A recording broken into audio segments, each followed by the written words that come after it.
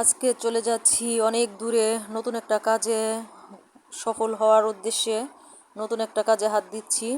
তো আসসালামু আলাইকুম, কেমন আছেন সবাই? আশা করি ভালো আছেন। আলহামদুলিল্লাহ আমিও ভালো আছি আল্লাহ পাকের রহমতে।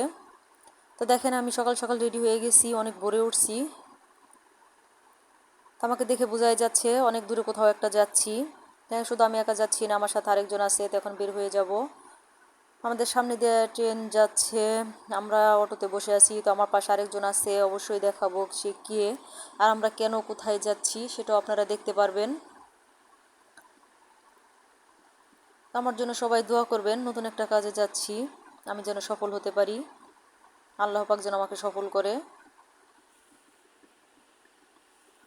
তো এখন ট্রেন যাওয়া শেষ, আমরা এখন রেল লাইন ক্রস করব। আর এখন কিন্তু সকালবেলা, একটু রোদ উঠে গেছে দেখেন। তো দেখেন আমার পাশে একটা সাদা পরী বসে আছে, আর সাদা পরীটা কি অবশ্যই জানতে পারবেন।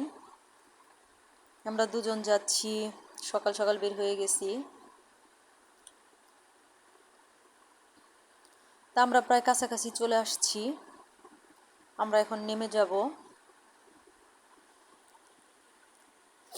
আর এর মধ্যে আমি মজা করতেছিলাম, আমরা দুজন মিলে মজা করতেছিলাম, অনেক হাসাহাসি করতেছিলাম। তো আমরা অটো থেকে নেমে আবার রিক্সা করে যাচ্ছি আরেকটা মার্কেটে।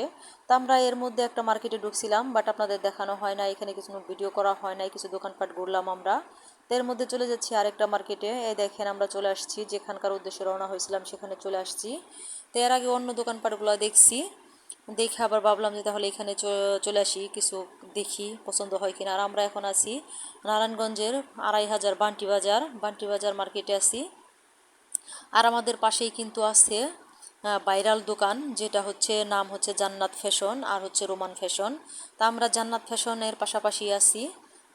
আমরা জান্নাত ফ্যাশনের ঢুকি নাই, কিন্তু জান্নাত ফ্যাশনের পাশ দিয়ে আসছি এবং এখন চলে যাব জান্নাত ফ্যাশনের পাশ দিয়ে। জান্নাত ফ্যাশনে দেখলাম অনেকগুলা লোক আছে, অনেক মেয়ে মানুষ আছে, ওনারা মিটিং করতেছে, তো এই জন্য আমরা ওইখানে ঢুকি নাই।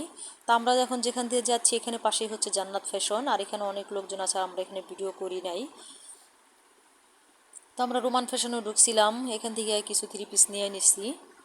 তো এখন আমরা আরেকটা দোকানের উদ্দেশ্যে রওনা হব, সেখানে আমরা ফোন দিছিলাম, এখন আমরা ওইখানে চলে যাচ্ছি। এই আমরা আবার অটোতে উঠে গেছি, ওই দোকানের উদ্দেশ্যে চলে যাইতেছি। তো আন্টি আর আমি, সে কিন্তু আমার সম্পর্কে আন্টি হয়, তিনিও একটা ব্যবসায়ী। তো আমরা দুজন চলে আসছি আজকে, এই দেখেন।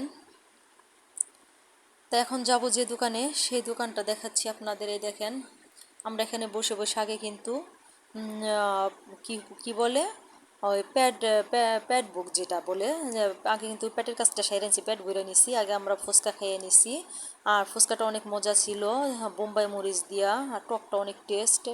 তো এখানে বসে বসে আমরা খাওয়া শেষ করছি, ফুচকাগুলো দেখানো হয় নাই। তো দেখেন দোকানের কালেকশনগুলো কিন্তু মোটামুটি ভালোই। তো আমাদের কাপড় নেওয়া শেষ, আমরা চলে আসছি। তো এখান থেকে আবার আরেক মার্কেটে ঢুকছিলাম, সেখান থেকে ভিডিও করা হয় নাই, কিছু কাপড় নিয়ে আমরা এখন অটোতে। তো সারাদিন ঘোরাঘুরি শেষে আমরা অনেক ক্লান্ত।